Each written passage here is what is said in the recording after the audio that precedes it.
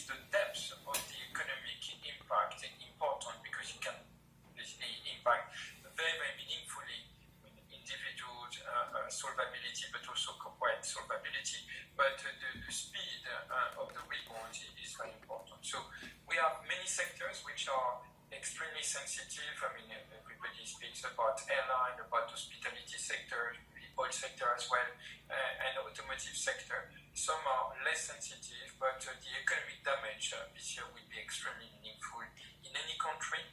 This being said, we have in Europe a slight differentiation by countries, whether they dealt more efficiently with the health issues. Germany has been doing very, very well in terms of managing the health problem on one side, and then whether they dealt more efficiently in terms of the way they organize the lockdown. Let me give you just a quick anecdote, which is, I think, illustrative. I spoke to one of our clients who owns a machine tool rental company, so extremely cyclical business per se, which is operating in France, in Italy, and Germany. In France, on the first day of the lockdown, their turnover went down by 100% because the French closed everything. In Italy, by 50%. The Italians were more pragmatic and let some of the construction site open. In Germany, by 15%. So you can see for the same company, a completely different impact based on the jurisdiction where they operate. And so, we need to look at by sector, but also by, country where clients operate or individual live, that we will have a very, very different sector. And clearly, I think that Germany, and I don't think we should use such terms with such a crisis as winner, but Germany will come out of this crisis as clearly better off than anybody else. Let's with the dubious comparison with the UK as a kind of next closest, I suppose. But it's been hit really, really hard by this crisis from a health point of view. And because the shutdown was so dramatic, I suspect the economic hit is going to be very hard as well, among the hardest around.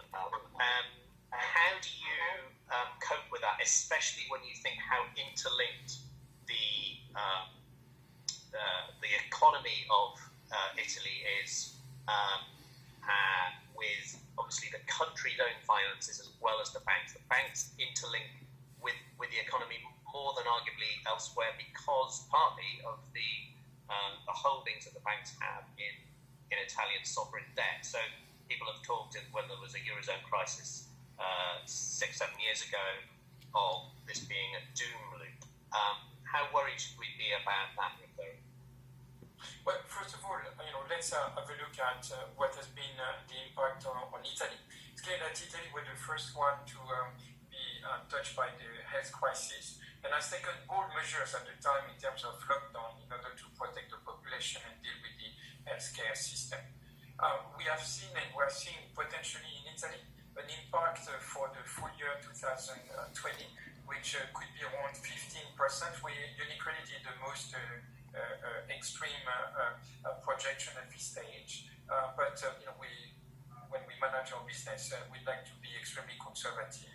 And a rebound next year of 9%.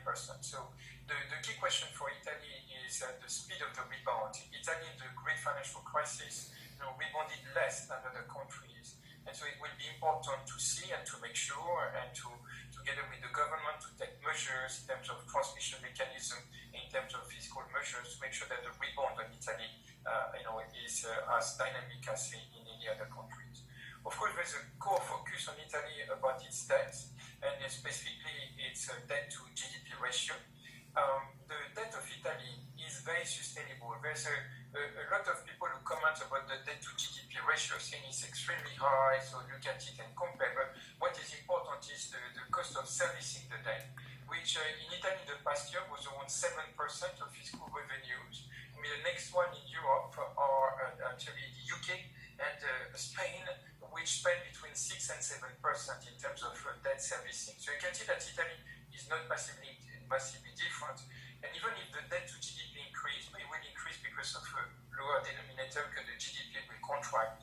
The cost of servicing the debt of Italy will remain very much affordable, around the 7% next year, even if we reach more than 160% of debt to GDP. But what is important as well to understand that Italy has a primary surplus, the difference of other countries, and has an extremely wealthy population. An average Italian is wealthier than an average German, so we can say that Germany wealth average has been impacted by East Germany joining Germany, but Italians are very wealthy by the debt together with other institutions. The doom loop, from my point of view, is a story of the past. Why? Because the Italian banks have cleaned up their balance sheet extremely meaningfully. At Unicredit today, we have one of the highest buffer to capital ratio of any other European bank, and we reduced our NPEs to by more than 50 billion in the past 3 years. So our NP ratio, which is a measure of the strength of our balance sheet, now is very much aligned with other European banks. And so, the impact of a widening of the BTPs on our balance sheet is actually extremely muted. 100 basis point widening is only a 16 basis point of capital ratio, so extremely small. So I wouldn't be worried, about the impact of the doom loop, as you said, or widening of the spread of Italian debts on Italian banks. They are solid, much more solid than before the previous crisis. So I think the real issue today is, the rebound of Italy next year, and the government has taken measures, to make sure that it actually works in terms of measures on fiscal measures to support the economy.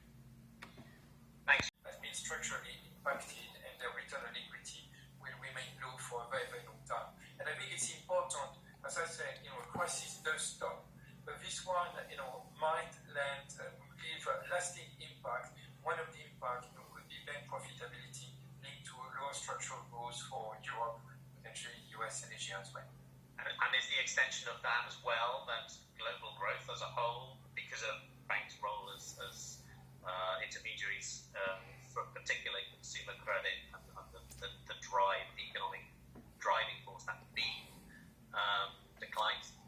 I think it's probably more, if I take a step back, much more our own business model in terms of outsourcing, in terms of contribution of different countries. The fact that after this shock, a lot of countries are going to look on themselves and not expand anymore. We see that with the trade issues, which were predating the COVID crisis and which have been exacerbated by what has been going on. So there is a case to make that global growth trend will be lower, or at least that GDP will take quite a long time to go back to trend, basically. And depending on the countries, that might be a matter of a few years, maybe for Germany, but much, much longer for others. And that does have an impact afterwards on the profitability on the various industry. In the shipping or cruising industry or hospitality industry going to remain as it is, or the profitability of the banking industry going to remain as it was? And the answer is clearly not. And what's going to happen is a $1 million question, or probably $1 trillion question. And one for